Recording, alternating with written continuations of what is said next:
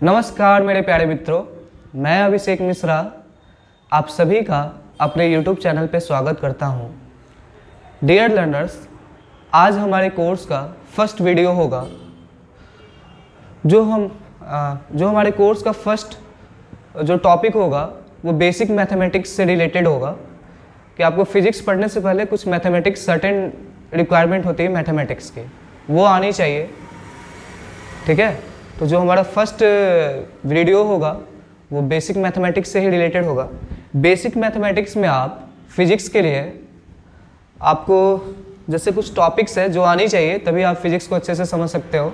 अगर नहीं आती है तो फिर आपको आगे काफ़ी दिक्कत होगा। जो हमारा फर्स्ट टॉपिक होगा, हम वेक्टर्स के बारे में पढ़ेंगे।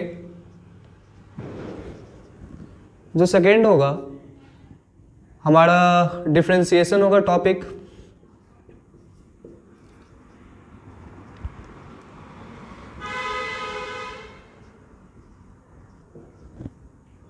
थर्ड जो टॉपिक होगा इंटीग्रेशन होगा।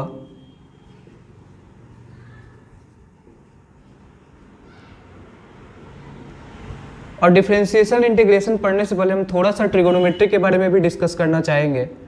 वैसे तो आपने ट्रिगोनोमेट्री क्लास 10th तक पढ़ा होता है, क्लास 11th में भी आप ट्रिगोनोमेट्री मैथमेटिक्स में पढ़ेंगे, लेकिन जो मैं उन बच्चों को भी कंसीडर करके चल रहा हूँ तो जिनका सब्जेक्ट मान लो कि मेन सब्जेक्ट बायो है, तो क्लास 11th में वो तो ट्रिगोनोमेट्री नहीं पढ़ेंगे, तो इसलिए मैं थोड़ा सा ट्रिगोनोमेट्री के बारे में भी डिस्कशन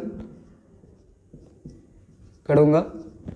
फिर कुछ सर्टेन बेसिक ग्राफ्स होते हैं, सर्टेन बेसिक ग्राफ्स जैसे क्वाड्रेटिक इक्वेशन के ग्राफ्स, उस तरह के ग्राफ्स आपको आने चाहिए ताकि जब मैं ग्राफ्स पढ़ाऊँ तो ज़्यादा प्रॉब्लम ना हो।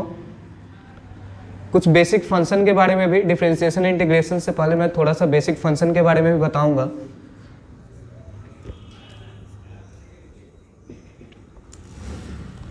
तो ये जो सारा टॉपिक है, ये सारा टॉपिक हमारा बेसिक मैथमेटिक्स का टॉपिक है। ये जो मैंने 4-5 टॉपिक लिखा है बोर्ड पे, ये आपका बेसिक मैथमेटिक्स का टॉपिक है। तो आज जो हम टॉपिक स्टार्ट करने वाले वो वेक्टर्स को स्टार्ट करने वाले हैं। ठीक है, वेक्टर्स के बारे में जानेंगे। वेक्टर्स के बारे में आपने पहले भी पढ़ा होगा, क्लास 9th में भी आपने थोड़ा सा पढ़ा होगा, बट आज जो हमारा मेन टॉपिक होगा वो वेक्टर्स के बारे में होगा। ठीक है,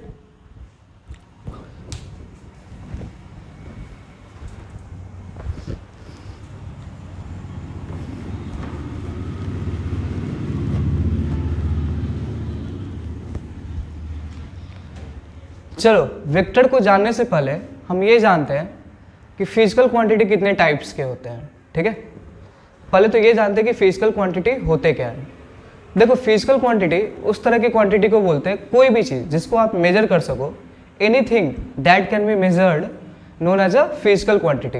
एज एग्जाम्पल में आप ले लो कि किसी भी बॉडी का मास हो गया, आप क्या करते हो, मास को मेजर कर लेते हो। ठीक है, टेम्परेचर हो गया, लेंथ हो गया, किसी ऑब्जेक्ट का लेंथ हो गया, एरिया हो गया, कोई फील्ड है उसका एरिया निकालना है, आप उसको मेजर करते हो। वॉल्यूम हो गया, किसी ऑब्जेक्ट के वॉल्यूम को आप मेजर करते हो।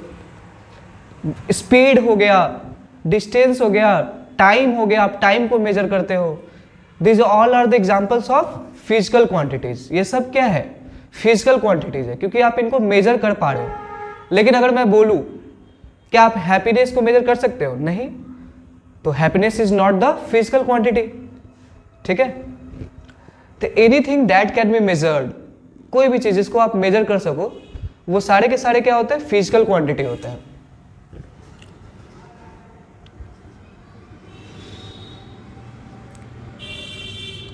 फिजिकल क्वांटिटी, अगर इसके बारे में मैं शॉर्ट डिफिनेशन बताऊं, anything that can be measured. अब ऐसे इसके बगल में लिख लो, anything that can be measured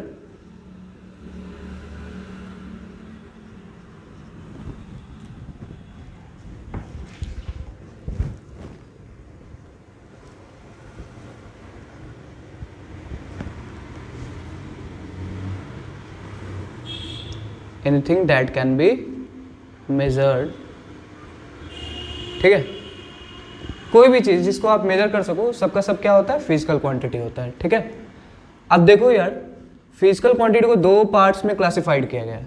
देखो बच्चों, फिजिकल क्वांटिटी को दो पार्ट्स में डिवाइड किया गया है। एक तो हो गया वेक्टर क्वांटिटी,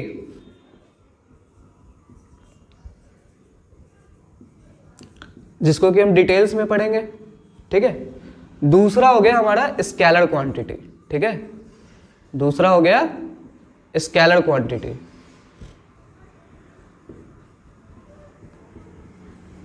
ठीक है, दूसरा हो गया स्केलर क्वांटिटी। हम वेक्टर क्वांटिटी को पढ़ने से पहले थोड़ा सा स्केलर क्वांटिटी के बारे में भी जान लें। ठीक है, स्केलर क्वांटिटी बेसिकली उस तरह के क्वांटिटीज को बोलते हैं जिनका सिर्फ मैग्नीट्यूड हो बट डायरेक्शन बताने की जरूरत ना पड़े। उस तरह के फिजिकल क्वांटिटी जिनका हम सिर्फ मैग्नीट्यूड बता दें, उससे हमारा काम निकल जाए। ठीक है, तो उस तरह की क्वांटिटी को हम क्या बोलते हैं, स्केलर क्वांटिटी बोलते हैं। ठीक है,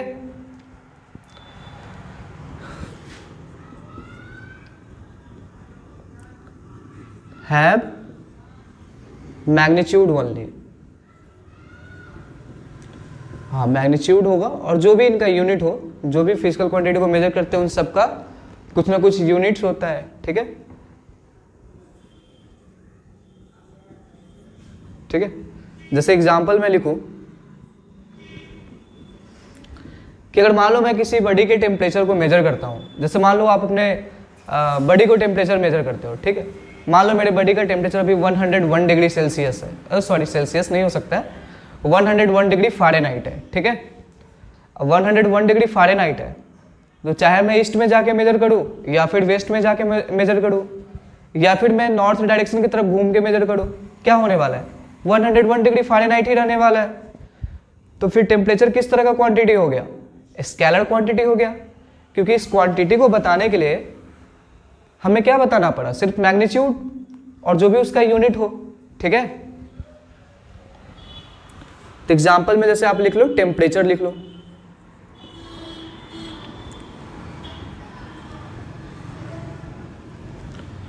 और समझ लो, जैसे मान लो कि मेरे बॉडी का मास जो है वो 62 kg है।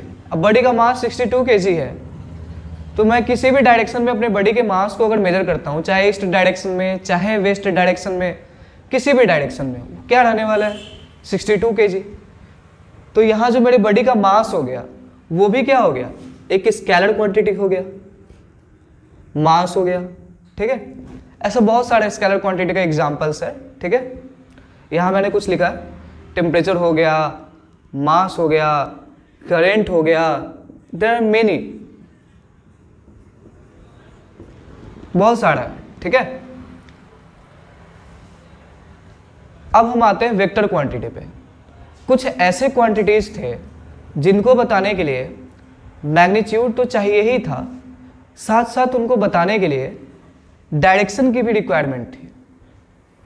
ठीक है, कुछ ऐसे क्वांटिटीज थे जिनको कि बताने के लिए मैग्नीट्यूड का तो रिक्वायरमेंट था ही, और साथ साथ उनको बताने के लिए हमें क्या चाहिए था, डायरेक्शन भी पता होना चाहिए था। ठीक है, और एक चीज़ और कि उनको सिंपली हम, जैसे स्केलर क्वांटिटी, कोई भी स्केलर क्वांटिटी आप ले लो, जैसे मैंने बोला कि मान लो आप 5 kg चावल लो। ठीक है, उसमें 2 kg दाल मिला दो। अगर आप मेजर करते हो किसी भी वेट वाले मशीन पे, अगर आप मेजर करोगे तो क्या वहाँ पे शो करेगा, 7 kg। ठीक है, तो आपने क्या किया कि 5 kg जो चावल था, 2 kg दाल जो था, उनको आपने सिंपली ऐड कर दिया। ठीक है, तो स्केलर क्वांटिटी को हम लोग क्या कर सकते हैं, सिंपली ऐड करके बता देते हैं। ठीक है, बट वेक्टर क्वांटिटी को ऐड करने के लिए भी क्या होता है, एक स्पेशल टेक्निक की रिक्वायरमेंट होती है। ठीक है, तो अब वेक्टर क्वांटिटी को थोड़ा समझते हैं कि देखो, वैसा क्वांटिटी जिसके पास क्या हो कि मैग्नीट्यूड तो हो ही, हैव मैग्नीट्यूड। ठीक है, जिसको बताने के लिए हमें मैग्नीट्यूड तो बताना पड़े ही, साथ साथ डायरेक्शन भी बताना पड़े। ठीक है, ऐसे फिजिकल क्वांटिटी जिसको बताने के लिए मैग्नीट्यूड की तो रिक्वायरमेंट हो ही, साथ साथ हमारा डायरेक्शन भी बताना पड़े। ठीक है, और दूसरा क्या है कि इट ओबेज, जो थर्ड जो है कि ये जो है वेक्टर लॉ ऑफ एडिशन को ओबे करता है, it obeys vector law of addition, it obeys vector law of addition. मतलब आप इनको सिंपली ऐड नहीं कर सकते हो, ठीक है। मतलब क्या कर सकते हो आप, सिंपली ऐड नहीं कर सकते हो। कुछ ऐसे क्वांटिटीज थे, वेक्टर क्वांटिटी बेसिकली, कि वैसे क्वांटिटीज जिनका कि मैग्नीट्यूड तो हो ही, साथ साथ डायरेक्शन भी बताना पड़े, और उनको सिंपली आप ऐड नहीं कर सकते हो। जैसे मैंने बोला कि मान लो कि ईस्ट डायरेक्शन में 4 न्यूटन का फोर्स लग रहा है। जैसे मान लो कि ये कोई ऑब्जेक्ट है, ठीक है, ये कोई ऑब्जेक्ट है। मैंने बोला कि मान लो कि ईस्ट डायरेक्शन में मैंने 4 न्यूटन का फोर्स इस पे लगाया, ठीक है, और एट द सेम टाइम कोई दूसरा पर्सन था जो मान लो इधर से इस पे 3 न्यूटन का फोर्स लगा रहा होता, ठीक है, नॉर्थ साउथ डायरेक्शन में मान लो कि 3 न्यूटन का फोर्स लगा रहा होता, तो क्या हम 3 + 4 = 7 न्यूटन बोल सकते हैं? क्या बोल सकते हैं? नहीं, ऐसे नहीं बोल सकते। इनको ऐड करने के लिए क्या होगा कि स्पेशल टेक्निक की रिक्वायरमेंट होगी, ठीक है, जो हम basically vector law of addition में पढ़ेंगे, ठीक है। तो वेक्टर क्वांटिटी को क्या हुआ कि मैग्नीट्यूड तो हुई, डायरेक्शन तो हुई, सिंपली उसको मतलब और क्या है स्पेशल उसके बारे में कि उनको ऐड करने के लिए हमें क्या होगा, स्पेशल लॉ की रिक्वायरमेंट होती है, जिनको हम लोग वेक्टर लॉ ऑफ एडिशन बोलते हैं, ठीक है, वेक्टर लॉ ऑफ एडिशन बोलते हैं। चलो भाई, अब कुछ एग्जाम्पल देख लो। जैसे कुछ एग्जाम्पल देख लो आप, कुछ एग्जाम्पल देख लो वेक्टर क्वांटिटी का। जैसे मान लो कुछ एग्जाम्पल में आप लिख सकते हो, क्या लिख सकते हो, डिस्प्लेसमेंट ले लो, डिस्प्लेसमेंट, ठीक है, डिस्प्लेसमेंट लिख लो, ठीक है, वेलोसिटी लिख लो, ठीक है, वेलोसिटी हो गया, एक्सेलरेशन हो गया, ठीक है, फोर्स हो गया, These all are the examples of etcetera लिख लो, मतलब कई सारे हैं, ठीक है। These all are the example of vector quantities, ठीक है। तो वेक्टर क्वांटिटीज और स्केलर क्वांटिटीज में क्या बेसिक डिफरेंस होता है ये तो आपको समझ में आ चुका है। अब देखो क्या है कि जो वेक्टर क्वांटिटीज होता है उनको रिप्रेजेंट करने का भी तरीका होता है, ठीक है, उनको रिप्रेजेंट करने का भी तरीका होता है। अब उनको रिप्रेजेंट कैसे करते हैं उसके बारे में हम लोग बेसिकली पढ़ेंगे, ठीक है। चलो ये तो हमने जान लिया कि वेक्टर क्वांटिटी क्या होता है, स्केलर क्वांटिटी क्या होता है, ठीक है। अब थोड़ा सा रिप्रेजेंटेशन के बारे में जानते हैं। किसी भी चीज़ को अगर आप पढ़ रहे हो तो उसका रिप्रेजेंटेशन तो पता होना चाहिए ना कि कैसे रिप्रेजेंट करेंगे, ठीक है। अब चलो रिप्रेजेंटेशन ऑफ वेक्टर क्वांटिटी के बारे में जानते हैं।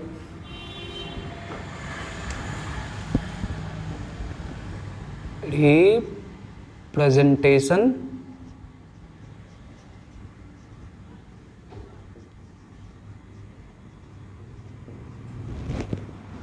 Representation of vector quantity. Vector quantity को हम लोग रिप्रेजेंट कैसे करते हैं, ठीक है, रिप्रेजेंटेशन ऑफ वेक्टर क्वांटिटी, ठीक है। देखो देखो एक वेक्टर क्वांटिटी को रिप्रेजेंट करने का कोई बहुत बड़ा तरीका नहीं होता है, बहुत सिंपल है, ठीक है। आप क्या करो कि कोई भी अल्फाबेटिकल लेटर लिखो, ठीक है। जैसे मान लो मैंने ए लिखा, ठीक है, कोई भी अल्फाबेटिकल लेटर लिख दो, उसके ऊपर आप क्या कर दो, एरो दे दो, तो ये क्या रिप्रेजेंट कर रहा होगा, वेक्टर ए को रिप्रेजेंट कर रहा होगा।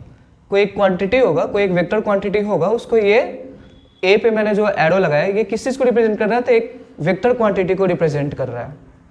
ऐसे ही मान लो कोई दूसरा ले लो, एफ ले लो, एफ कोई फोर्स होता, मान लो फोर्स वेक्टर क्वांटिटी है, तो उसको रिप्रेजेंट हम कैसे करेंगे, तो एफ लिख दो, उसके ऊपर एरो डाल दो, ठीक है। दूसरा जो तरीका होता है, आप क्या करो कि कोई भी जैसे मान लो वेक्टर क्वांटिटी है, कई सारे बुक्स में आपको कई बार क्या होगा कि वेक्टर क्वांटिटी को बोल्ड लेटर से लिख दिया जाता है, बोल्ड लेटर से, मतलब डार्क कर दो इनको, क्या कर दो, बोल्ड लेटर से लिख दो। ये देखो मैंने क्या किया, इसको थोड़ा सा ये ए मैंने लिखा है, कोई ए वेक्टर होता, इसको मैंने क्या किया, डार्क कर दिया, बोल्ड लेटर से लिख दिया। तो ये बेसिकली ये भी एक वेक्टर क्वांटिटी को ही कोई वेक्टर ए होगा जिसको कि रिप्रेजेंट कर रहा होगा, ठीक है। तो एक तो ये तरीका हो गया कि आप अल्फाबेट्स के ऊपर क्या करो, या तो एरो डाल दो, या फिर अल्फाबेट्स को आप क्या कर लो, डार्क बोल्ड लेटर से लिख दो। इसको बेसिकली बोल्ड लेटर्स बोलते हैं, बोल्ड लेटर्स से लिख दो, ठीक है। अब दूसरा तरीका होता है ज्योमेट्रिकली कैसे रिप्रेजेंट करते हैं।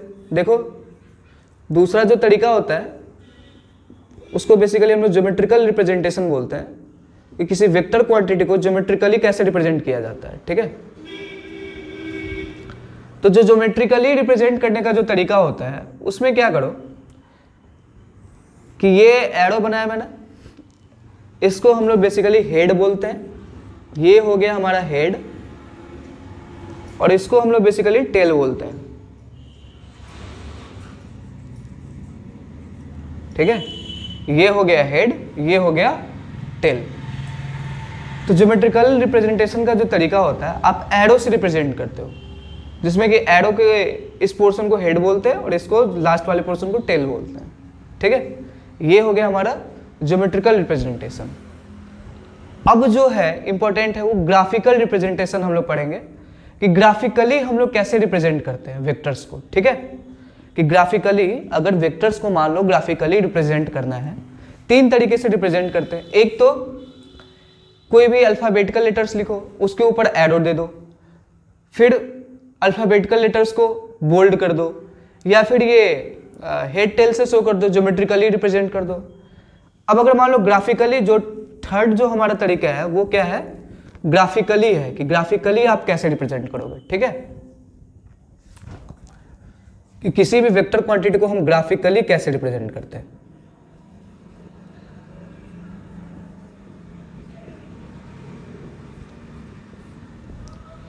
जो ग्राफिकली रिप्रेजेंट करने का तरीका होगा, जैसे मान लो ये, मान लो मैंने नॉर्थ डायरेक्शन बनाया, ये मान लो मैंने साउथ डायरेक्शन बनाया, ये मान लो ईस्ट हो गया, ये हो गया हमारा वेस्ट हो गया, ठीक है। ये हो गया ईस्ट, ये हो गया वेस्ट। अब चलो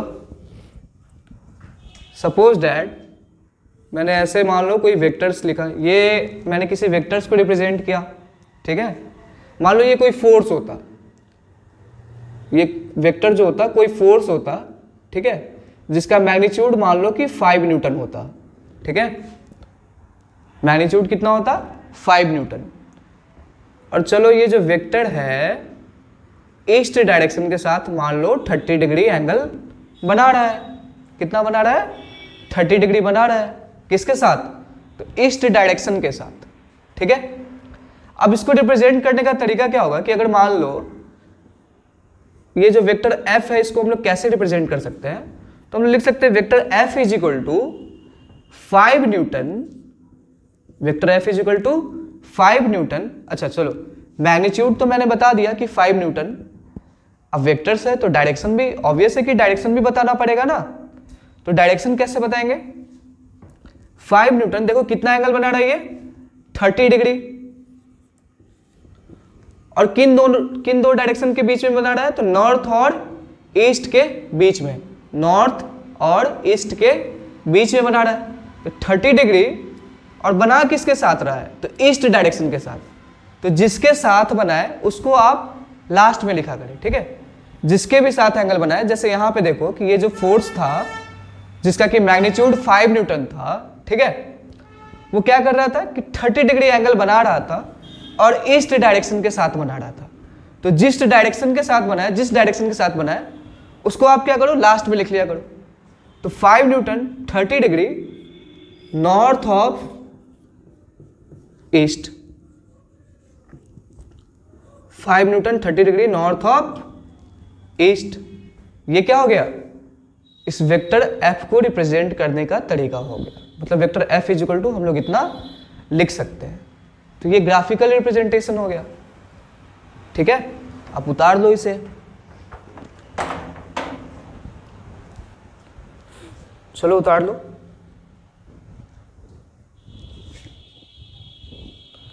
अब चलो मैं एक एग्जांपल देता हूं, आप उनको सॉल्व करें। कि अगर मान लो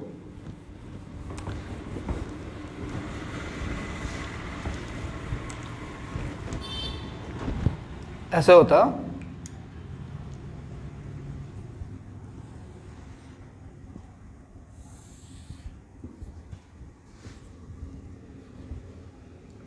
नॉर्थ हो गया, ये साउथ हो गया, ये ईस्ट हो गया, ये हमारा वेस्ट हो गया, ठीक है, नॉर्थ साउथ ईस्ट वेस्ट। चलो ये मान लो कोई वेक्टर होता, ये, ठीक है, ये हमारा कोई वेक्टर होता। अब चलो ये वेक्टर ए होता, मान लो कोई भी वेक्टर होता है, वेक्टर ए कुछ भी हो सकता है यार, ये डिस्प्लेसमेंट हो सकता है, वेलोसिटी हो सकता है, एक्सेलरेशन हो सकता है, फोर्स को रिप्रेजेंट कर सकता है, कोई भी एक वेक्टर क्वांटिटी को रिप्रेजेंट कर रहा है। चलो मैंने बोला कि ये वेक्टर ए है जिसका मैग्नीट्यूड मान लो कि 2 यूनिट है। अब यूनिट भी नहीं पता है, यूनिट मतलब ये जो वेक्टर ए है ये किसी भी चीज को रिप्रेजेंट कर रहा होगा, हो सकता है डिस्प्लेसमेंट को रिप्रेजेंट करे, हो सकता है वेलोसिटी का रिप्रेजेंट करे, तो वेलोसिटी को रिप्रेजेंट करेगा तो यूनिट मीटर पर सेकेंड हो जाएगा, ठीक है। ये कोई मान लो कोई फिजिकल क्वांटिटी को किसी मतलब वेक्टर क्वांटिटी का मैग्नीट्यूड कितना है, 2 यूनिट है, ठीक है। अब चलो ये मैंने बोला कि ये जो है इसके साथ मान लो कि अच्छा इसके साथ मतलब यहाँ मान लो कि यहाँ पे ये जो वेक्टर क्वांटिटी है 37 डिग्री बना रहा है एंगल। कितना बना रहा है? 37 डिग्री बना रहा है भाई। अब चलो सॉल्व करो कि इस वेक्टर को कि हम vector a is equal to क्या लिख सकते हैं। वेक्टर a इक्वल टू अगर हमें लिखने के लिए बोल दिया जाए तो हम क्या लिखेंगे। अब चलो इनको बताओ कि वेक्टर a इक्वल टू क्या लिख सकते हैं। ट्राई करो 30 सेकेंड का टाइम लेके आप ट्राई करो। चलो ट्राई कर लिया आपने। अब चलो मैं बताऊं, ठीक है। देखो वेक्टर a इक्वल टू हम लोग क्या लिख सकते हैं। देखो इसका मैग्नीट्यूड तो कितना है, 2 यूनिट है, तो वो तो ऐसे ही रह गया। अब यूनिट नहीं पता है हमें किस फिजिकल क्वांटिटी को रिप्रेजेंट कर रहा है, तो सिंपली यूनिट लिख दिया। अब देखो एंगल कितना बना रहा है, तो 37 डिग्री बना रहा है भाई। और किन दो डायरेक्शन के बीच में है, तो वेस्ट और साउथ के बीच में है। लेकिन ये 37 डिग्री किस डायरेक्शन के साथ बना रहा है, तो साउथ के साथ बना रहा है। तो जिसके साथ एंगल बना है उसको हम कहां पे लिखेंगे, तो लास्ट में लिखेंगे, ठीक है। तभी जैसे हम लिखेंगे तो इसको कैसे लिखेंगे, 37 डिग्री वेस्ट ऑफ साउथ।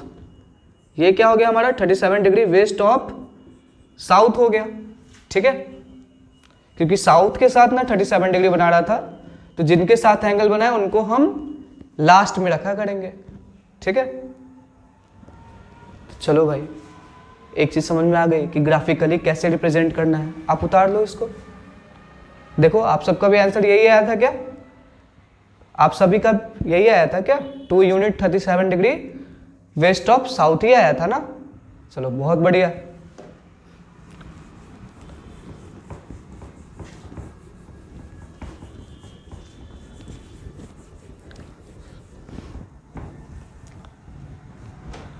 ठीक है, तो रिप्रेजेंटेशन ऑफ वेक्टर तो हमने पढ़ लिया, ठीक है।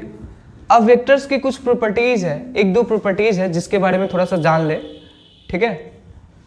कुछ वेक्टर्स के प्रॉपर्टीज होते हैं। जैसे फर्स्ट प्रॉपर्टीज के बारे में अगर हम बात करें, चलो फर्स्ट प्रॉपर्टीज को लिखते हैं, नोट करके लिख लेना, नोट 1 करके लिख लेना।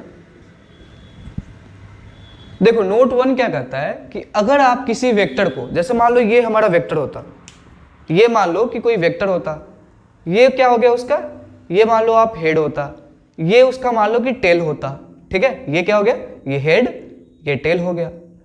अब चलो ये कोई वेक्टर होता, ठीक है। आप इसको क्या करो कि 360 डिग्री से रोटेट कर दो। मतलब 360 मतलब कितना एंगल हो गया, 2 पाई एंगल। अगर रेडियन में बोलूं तो किसी वेक्टर को आप जब भी 2 पाई एंगल से रोटेट करोगे, 2 पाई का मतलब हो गया 360 डिग्री, ऐसे तो उस वेक्टर में कोई चेंज नहीं होगा। ठीक है, क्या होगा, उस वेक्टर में कोई चेंज नहीं होगा। कि अगर हम किसी भी वेक्टर को क्या करें, 2 पाई एंगल से रोटेट कर दे तो उस वेक्टर में कोई चेंज नहीं होगा। ठीक है, चलो आप देखो, तो नोट 1 लिख लो कि इफ अ वेक्टर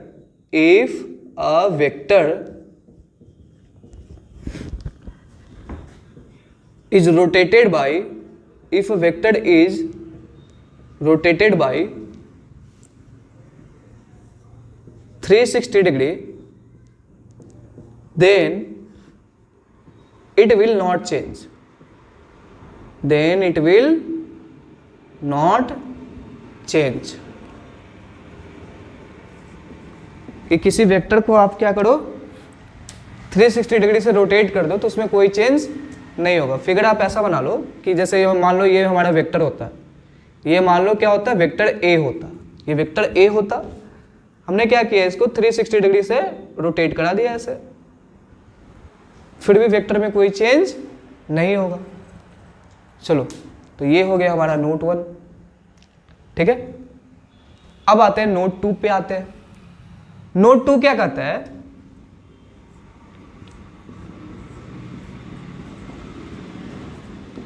नोट 2 क्या कहता है, नोट 2 क्या कहता है, पहले इसको समझ लेते हैं कि जैसे मान लो ये हमारा वेक्टर होता, ठीक है, ये मान लो ये वेक्टर होता, फिर से ये हो गया हेड, ये हो गया हमारा टेल हो गया। ठीक है, ये हेड हुआ, ये टेल हुआ।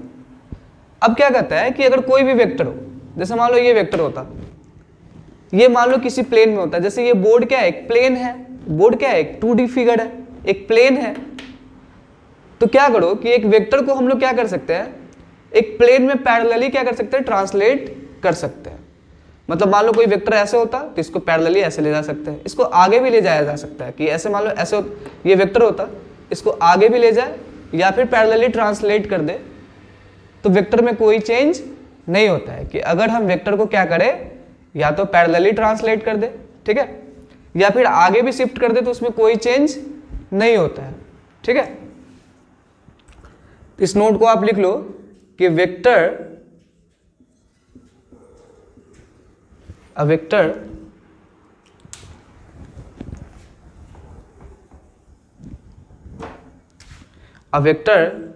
can be translated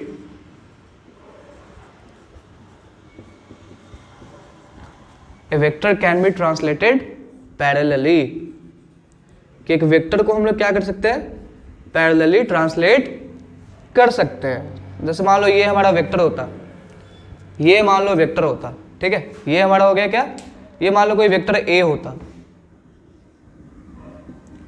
अब इसको क्या करते हैं, हम पैरेलली ट्रांसलेट कर देते हैं। जैसे देख लो, पैरेलली ट्रांसलेट करने का मतलब क्या है कि इसको मान लो मैंने ऐसे ट्रांसलेट कर दिया,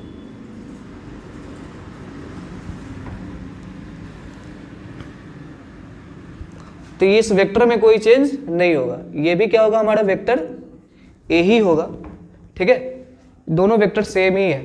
ठीक है, और इसको आप आगे भी प्रोड्यूस कर सकते हैं, आगे भी आप ये ट्रांसलेट कर सकते हो, ऐसे आगे भी ट्रांसलेट कर सकते हो। हाँ, ये थोड़ा छोटा हो गया, थोड़ा बड़ा होना चाहिए था। आगे भी आप ट्रांसलेट कर सकते हो।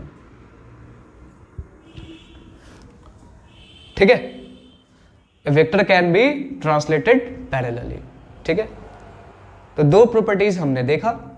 ठीक है, अब जो हमारा नेक्स्ट टॉपिक है, नेक्स्ट टॉपिक हमारा है एंगल बिटवीन वेक्टर्स।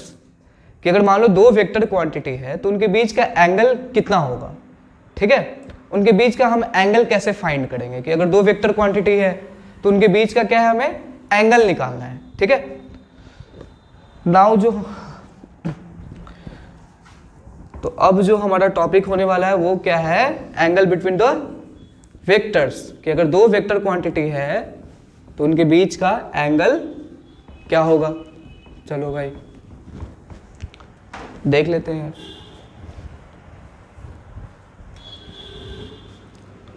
चलो लिख लो आप, एंगल बिटवीन वेक्टर्स लिख लो।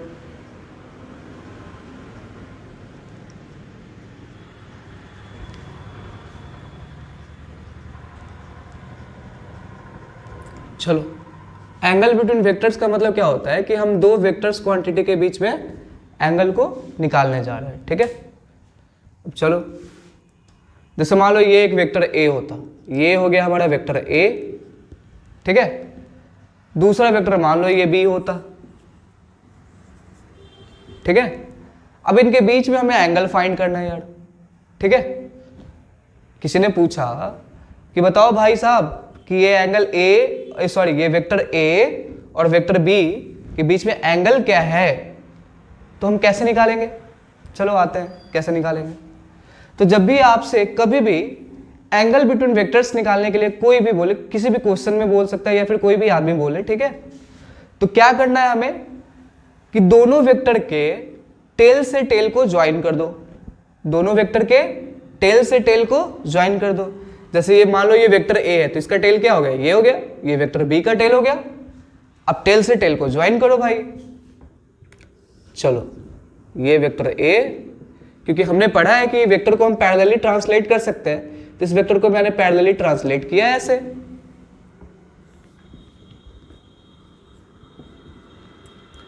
टेल से टेल ज्वाइन हो चुका है, ठीक है। चलो सबसे फर्स्ट स्टेप जो है हमारा, टेल से टेल को ज्वाइन करो, टेल से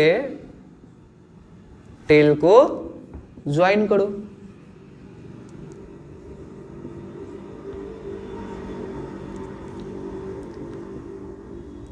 चलो यार, टेल से टेल को ज्वाइन तो कर लिए। अब नेक्स्ट क्या ध्यान देने वाली बात है, ठीक है। टेल से टेल को ज्वाइन तो हम कर चुके हैं। अब देखो एक तो एंगल जो दिख रहा होगा ये दिख रहा होगा, दूसरा एंगल हो सकता है कि ये भी दिख जाए आपको, भाई दोनों ही एंगल है, ठीक है। तो हमें कौन सा एंगल है कि हमें जो पता करना है कि ये वेक्टर ए और बी के बीच में एंगल जो है वो क्या है, वो पता करना है। तो हम कौन सा एंगल ले, तो जो स्मॉलर एंगल है, सबसे पहले तो आप क्या करो, टेल से टेल को ज्वाइन करो, ठीक है। जैसे मान लो ये वेक्टर ए होता, ये मान लो ये वेक्टर ए होता, ये मान लो कि ये दूसरा वेक्टर बी होता, ठीक है। ये वेक्टर बी का हेड हो गया, ये वेक्टर ए का हेड हो गया, ठीक है। अब समझो कि ये दोनों वेक्टर ऐसे होते, ठीक है। अब इनके बीच में हमको एंगल पता करना होता, तो क्या करते हैं, इनके टेल से टेल को ज्वाइन कर दिए, पैरेलली चलो शिफ्ट कर दिए, टेल से टेल ज्वाइन हो चुका है भाई। अब देखो अब दो एंगल बनता दिखेगा, एक तो ये एंगल, एक ये एंगल, ठीक है। एक ये ऐसे एंगल दिख रहा होगा और एक ये एंगल। तो देखो स्मॉलर एंगल अगर हम पूछे कि स्मॉलर एंगल कौन सा है, तो ऑब्वियस सी बात है आप यही बोलोगे कि भैया यही तो क्या है, यही स्मॉलर एंगल है। चलो भाई आप काफी स्मार्ट हो, तो चलो मैं भी आपके साथ बोलता हूं यही स्मॉलर एंगल है, ठीक है। तो जो स्मॉलर एंगल होता है वही क्या होता है, एंगल बिटवीन द वेक्टर्स होता है, ठीक है। दो वेक्टर के बीच में हमें क्या करना था, एंगल निकालना था। तो सबसे पहले मैंने क्या किया, दोनों वेक्टर के टेल से टेल को ज्वाइन किया। उसके बाद जो स्मॉलर एंगल था वही क्या था, एंगल बिटवीन द वेक्टर्स। चलो टेल से टेल ज्वाइन कर चुके हैं, फर्स्ट स्टेप तो ये हो गया। सेकेंड में हम क्या बोलेंगे, किस smaller angle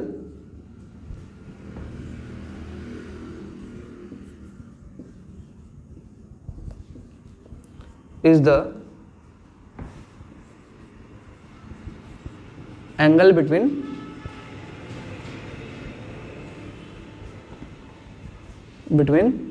the two vectors।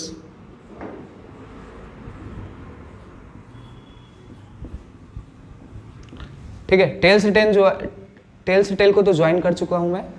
उसके बाद क्या करो, then the smaller angle is the angle between the two vectors. ठीक है भाई, कि टेल से टेल को ज्वाइन करने के बाद जो स्मॉलर एंगल हो, ठीक है, जैसे ये जो था, ये टेल से टेल को मैंने ज्वाइन किया, और ये जो स्मॉलर एंगल था, ये देखो आपने, ये क्या है, स्मॉलर एंगल, यही क्या हो गया, एंगल बिटवीन, ये मान लो वेक्टर ए होता, ये मान लो वेक्टर बी होता, तो यही क्या हो गया, angle between vector A and B हो गया। ठीक है, उतार लो आप। ठीक है, अब चलो एंगल बिटवीन वेक्टर्स निकालने पे हम कुछ क्वेश्चंस करते हैं। ठीक है, क्वेश्चंस तो करना पड़ेगा भाई। फिजिक्स में बिना क्वेश्चन किए फील नहीं आती। चलो अब इस पे क्वेश्चंस करते हैं। जैसे मान लो ये मैंने फिर से नॉर्थ साउथ डायरेक्शन ड्रॉ कर चुका हूँ। ये देखो नॉर्थ हो गया, ये हो गया साउथ, ये हो गया ईस्ट, ये हो गया वेस्ट। ठीक है, आप भी ड्रॉ कर लो। अब चलो मैंने बोला कि ये मान लो वेक्टर ए होता, ये क्या होता है वेक्टर ए होता। अब चलो वेक्टर ए जो होता ये मैं बोलता कि अगर मान लो ये 30 डिग्री बना रहा है, किसके साथ, ईस्ट डायरेक्शन के साथ। ठीक है, वेक्टर ए जो है 30 डिग्री किसके साथ बना रहा है, तो ईस्ट डायरेक्शन के साथ। ये कोई दूसरा वेक्टर होता, ये मान लो कोई दूसरा वेक्टर होता बी। ठीक है, यहां देखो वेक्टर बी का टेल तो यहाँ पे है, हेड यहाँ पे है। अच्छे से देख लो, अच्छे से देख लो। अब अगर मैं बोलता कि ये मान लो वेक्टर बी जो है ये हमारा क्या होगा, वेक्टर बी हो गया। अब मैंने बोला कि ये मान लो वेक्टर बी जो है साउथ के साथ 15 डिग्री एंगल बना रहा है। ठीक है, चलो भाई बहुत बढ़िया। ठीक है, अब मेरा क्वेश्चन था कि फाइंड द, क्वेश्चन ये था find the angle between, find the angle between vector A, find the angle between vector A and vector B. चलो कि वेक्टर ए और बी के बीच में एंगल बताइए। ठीक है भाई साहब, एंगल बताना है। अब जो एंगल निकालने के लिए जो सबसे फर्स्ट काम क्या होता है कि टेल से टेल को ज्वाइन करो। अब देखो यार, ये वेक्टर ए है, ये वेक्टर बी है, क्या इन दोनों का टेल मिला हुआ है? क्या वेक्टर ए का टेल देखो यहाँ पे है, वेक्टर बी का टेल देखो यहाँ पे है, क्या ये दोनों ज्वाइंट है? क्या नहीं है, आपको भी दिख रहा होगा नहीं है। तो हम क्या करें, तो पहले तो टेल से टेल को मिला है। अब टेल से टेल को कैसे मिला सकते हैं, तो वेक्टर का प्रॉपर्टीज होता है कि आप क्या करो उसको, आप चाहो तो वेक्टर को क्या कर सकते हो, सीधे स्ट्रेट लाइन में आप आगे भी प्रोड्यूस कर सकते हो, पैरेलली भी ट्रांसलेट कर सकते हो। तो मैंने क्या किया, इसको आगे ट्रांसलेट कर दिया, ऐसे ऐसे ऐसे ऐसे, ये मान लो मैंने ऐसे ट्रांसलेट कर दिया। चलो अब ये वेक्टर बी यहां पे आ गया, ये वेक्टर बी हो गया। अब देखो कि क्या वेक्टर ए और वेक्टर बी का टेल ज्वाइंट हो रहा है, तो हाँ सर हो रहा है, हो रहा है भाई। अब ये देखो, ये अगर 15 डिग्री है तो ये कितना हो जाएगा, ये भी 15 डिग्री होगा। वर्टिकली अपोजिट एंगल्स होगा कि नहीं होगा, होगा, बिल्कुल होगा। तो अगर मैं पूछता कि वेक्टर बी ई के साथ कितना बना रहा होता, तो आप कितना बोलते, 75 डिग्री, क्योंकि ये 15 डिग्री है तो इधर कितना बच गया, ऑब्वियस ये 90 डिग्री होता है तो 75 डिग्री। ठीक है, कि वेक्टर बी जो है ईस्ट डायरेक्शन के साथ 75 डिग्री बना रहा है। लेकिन हमसे क्या पूछा था कि वेक्टर ए और बी के बीच का एंगल, तो ए और बी के बीच का एंगल कैसे निकालेंगे, तो ये मान लो 75 डिग्री बना रहा है और ये एंगल 30 डिग्री है, तो अब कितना बच गया मेरे पास, 75 माइनस 30, वही करेंगे ना। तो 75 में से 30 घटा दो, तो 75 में से अगर हम 30 घटाते हैं तो कितना आएगा, 45 डिग्री आएगा।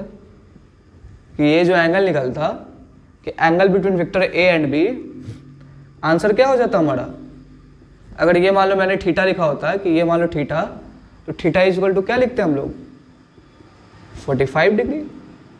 ठीक है, तो ये वेक्टर ए एंड बी के बीच का एंगल निकालने का तरीका हो गया। ठीक है, आप अच्छे से देख लो, क्वेश्चंस को उतार लो। ठीक है, वेक्टर ए एंड बी के बीच का एंगल हम ऐसे निकालेंगे। चलो नेक्स्ट क्वेश्चन पे आते हैं, जो कि आपको खुद से करना है। ठीक है, नेक्स्ट क्वेश्चन पे आते हैं जो कि आपको खुद से करना है।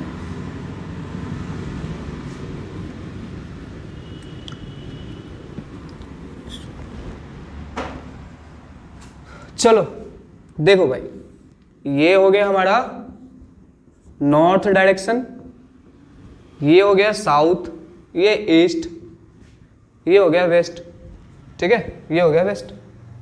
अब चलो कोई वेक्टर होता, मान लो ऐसे होता, ये मैंने लिखा कि वेक्टर ए होता, ये वेक्टर ए हो गया, ये मान लो कि कितना मान ले, चलो 37 डिग्री ले लेते हैं कि ये 37 डिग्री होता,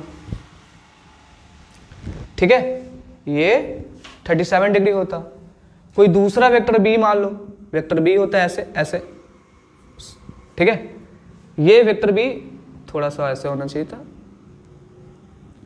ऐसे देख लो, ऐसे, ठीक है, ये होता वेक्टर बी, और ये मान लो कि कितना होता 53 डिग्री, कितना होता 53 डिग्री होता भाई, ठीक है। अब हमसे पूछा कि find the angle between vector A and B, same question, angle between vector A and B, question वही है, क्या करना हमें, angle between vector A and B find करना है। चलो ट्राई करो, आप ट्राई करो, स्क्रीन पॉज करके आप ट्राई करो, फिर मैं बताता हूं।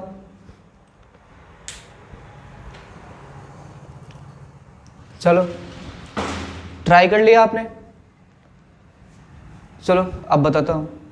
सबसे पहले क्या हम देखते हैं, क्या वेक्टर ए और वेक्टर बी का टेल ज्वाइंट है क्या। तो वेक्टर ए का टेल मैंने देखा तो वो तो यहां पे था भाई, और वेक्टर बी का टेल यहां पे था, बिल्कुल भी ज्वाइंट नहीं था। तो क्या करना पड़ेगा हमें, पहले इनके टेल्स को ज्वाइन करना पड़ेगा। चलो भाई ज्वाइन करते हैं। अब ज्वाइन कैसे करेंगे, तो वेक्टर बी को आगे प्रोड्यूस कर दो, आगे ऐसे प्रोड्यूस कर दो, आगे बढ़ा दो, ऐसे क्या दिक्कत है, बढ़ा देते। अब ये देखो, ये 53 डिग्री, तो ये कितना होगा, ये भी 53 डिग्री होगा, ठीक है, वर्टिकली अपोजिट एंगल्स। अब ये कितना होगा, तो ये होगा 37 डिग्री, ठीक है। अब देखो, ये वेक्टर ए हो गया, ये वेक्टर बी हो गया, ये वेक्टर ए हो गया, ये वेक्टर बी हो गया। अब इनके बीच में एंगल देख लो, तो 37 प्लस 37, ठीक है। तो यहां देख लो कितना हो जाएगा इनके बीच का एंगल, तो 37 डिग्री प्लस 37 डिग्री कितना होता है, 37 कितना होता है, कितना होता है, ये होता है शायद 74 डिग्री, ठीक है, तो 74 डिग्री हो गया, ठीक है। तो ऐसे हम क्या कर सकते हैं कि दो वेक्टर्स के बीच में एंगल्स को निकाल सकते हैं, ठीक है, दो वेक्टर्स के बीच में एंगल्स को निकाल सकते हैं। अभी तो दो दिया है, हो सकता है दो से अधिक वेक्टर हो, 3-4 वेक्टर दे दे एक साथ, ठीक है, और बोल दे ये बताओ वेक्टर ए और बी के बीच में एंगल क्या है, वेक्टर बी और सी के बीच में एंगल क्या है, वेक्टर ए और सी के बीच में एंगल क्या है। क्वेश्चन ऐसे भी बनाया जा सकता है, ठीक है। तो चलो नेक्स्ट क्वेश्चन पे आते हैं। उतार लिया आपने, आपका भी 74 आया था ना, हाँ भाई आप स्मार्ट हो, आपका भी आया होगा, चलो ठीक है।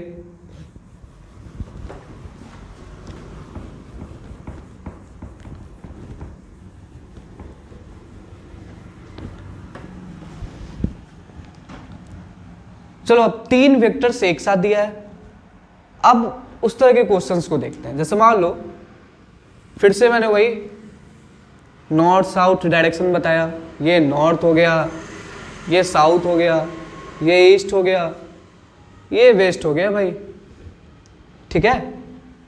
अब चलो एक वेक्टर मैंने ऐसे लिया, ये मान लो वेक्टर ए होता जो 30 डिग्री बना रहा है, ये मान लो वेक्टर बी होता भाई, और बोलता कि ये वेक्टर बी मान लो ऐसे ऐसे ऐसे ऐसे, ऐसे करके कितना बना रहा है, 60 डिग्री मान लो बना रहा होता। चलो वेक्टर बी 60 डिग्री बना रहा है ऐसे, ठीक है, बहुत अच्छा। अब चलो वेक्टर सी को ऐसे ले लेते हैं कि ये मान लो हमारा वेक्टर सी हो गया, ये क्या हो गया, वेक्टर सी होगा, ये हो गया हमारा वेक्टर सी। अब चलो वेक्टर सी यहाँ पे मैंने मान लिया कि 15 डिग्री एंगल बना रहा है, देख लो आप ठीक से, यहाँ पे ये वेक्टर सी जो है ऐसे है, वेक्टर सी का हेड यहाँ पे, टेल यहाँ पे है, और ये कितना एंगल बना रहा है, 15 डिग्री एंगल बना रहा है। अब मेरे से क्वेश्चन क्या पूछा गया, फाइंड द एंगल बिटवीन, चलो क्वेश्चन लिख लो, फाइंड द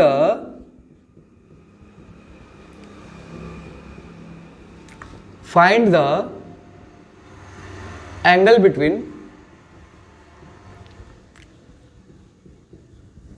सबसे पहला जो क्वेश्चन है vector A and vector B. जो हमारा दूसरा क्वेश्चन है वो क्या है, vector B and vector C. और जो तीसरा क्वेश्चन पूछा गया था वो पूछा गया था vector A and vector C, कि vector A and vector C के बीच में क्या एंगल है भाई। ठीक है, आप ट्राई करो, एक बार ट्राई करो, ठीक है। चलो स्क्रीन पॉज करके ट्राई करो।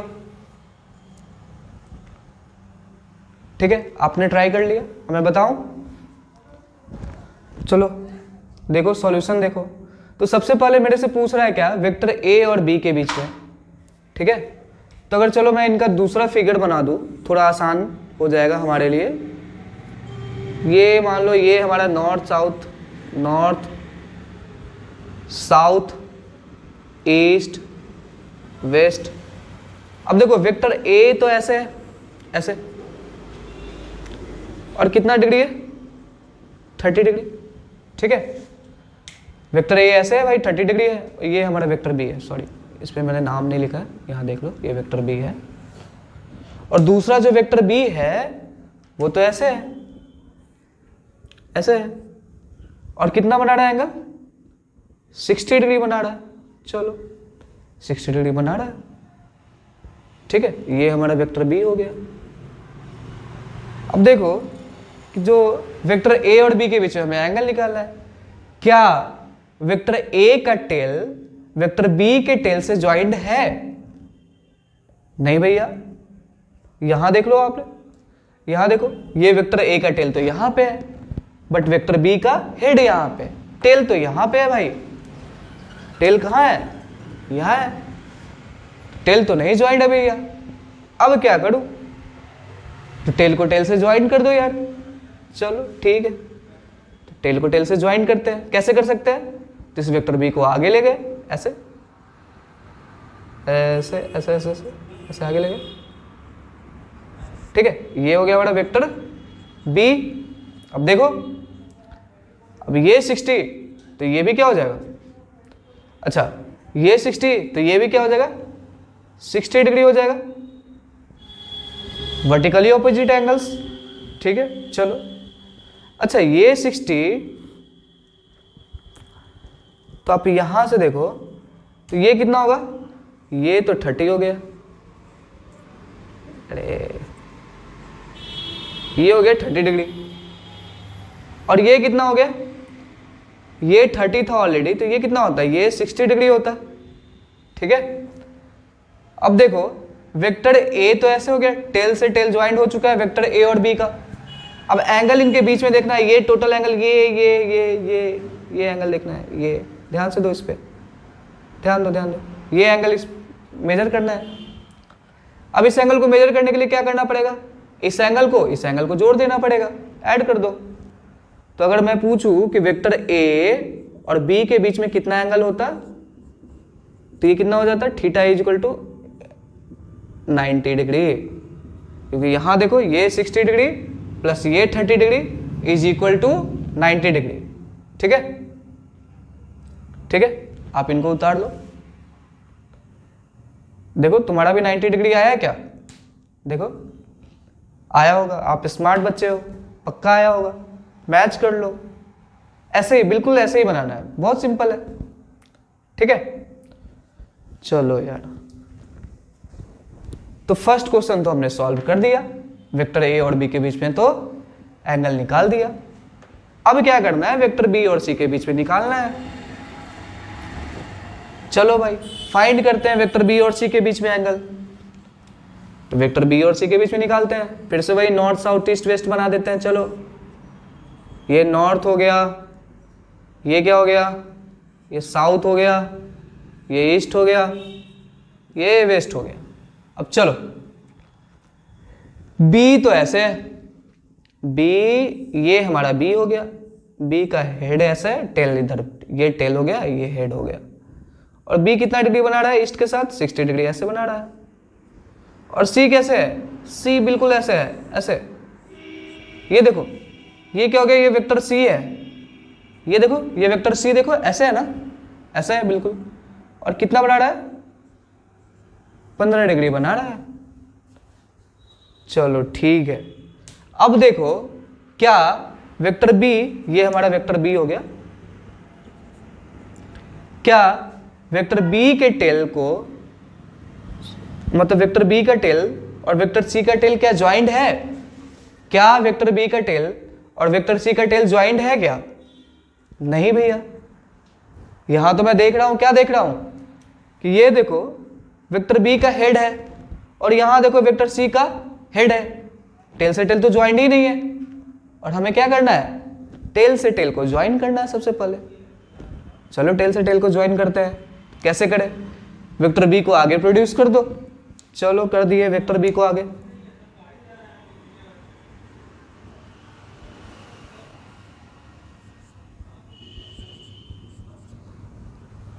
ठीक है, ये वेक्टर बी को प्रोड्यूस कर दिया आगे मैंने। चलो वेक्टर बी को मिटा देते हैं, वेक्टर बी का काम हो चुका है। और ये वेक्टर सी को प्रोड्यूस कर दो इधर। कितना हो गया, 15 डिग्री हो गया। ठीक है, चलो वेक्टर सी को भी मिटा देते हैं। अच्छा ये 60 बना रहा था तो यहाँ पे ये 60 डिग्री हो जाएगा, ये सी नहीं होगा। चलो सी को मिटा दो, सी को मिटा दो, एरो को भी मिटा दो।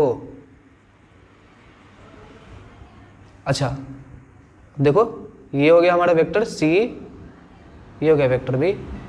अब इनके बीच का एंगल क्या हो गया, यही एंगल हो गया इनके बीच का। चलो चलो चलो ये देख लो, ये हो गया 60 और ये इनके बीच का एंगल हो गया, ये 30, ये 90 डिग्री और ये 15। Angle between vector B and C निकालोगे तो कितना आ जाएगा, 30 प्लस 90 प्लस 15,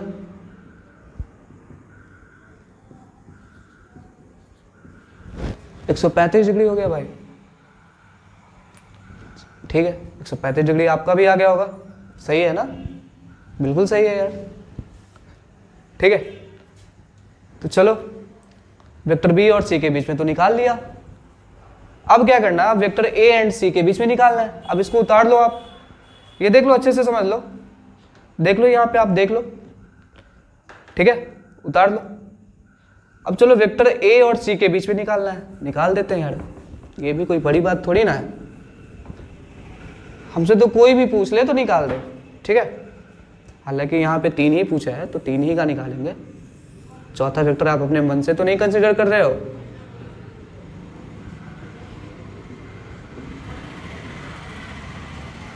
ये देखो भाई, ये वेक्टर ए हो गया और ये देखो कितना बना रहा है, 30 डिग्री बना रहा है। ये क्या है, वेक्टर सी के बीच में निकालना है ना, कितना बना रहा है, 15 डिग्री बना रहा है। चलो वेक्टर सी को आगे प्रोड्यूस करो, आगे प्रोड्यूस करो, क्योंकि वेक्टर सी का हेड और वेक्टर ए का टेल ज्वाइंट था, लेकिन ज्वाइंट किसको करना था, वेक्टर ए के टेल को वेक्टर सी के टेल से। तो वेक्टर सी को मैंने आगे प्रोड्यूस कर दिया, ये यहाँ पे, ये 15, ये भी 15। अब देख लो,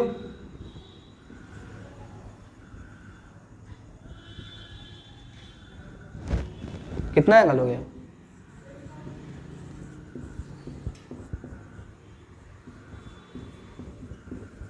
पैंतालीस डिग्री हो गया भाई, 30 प्लस 45।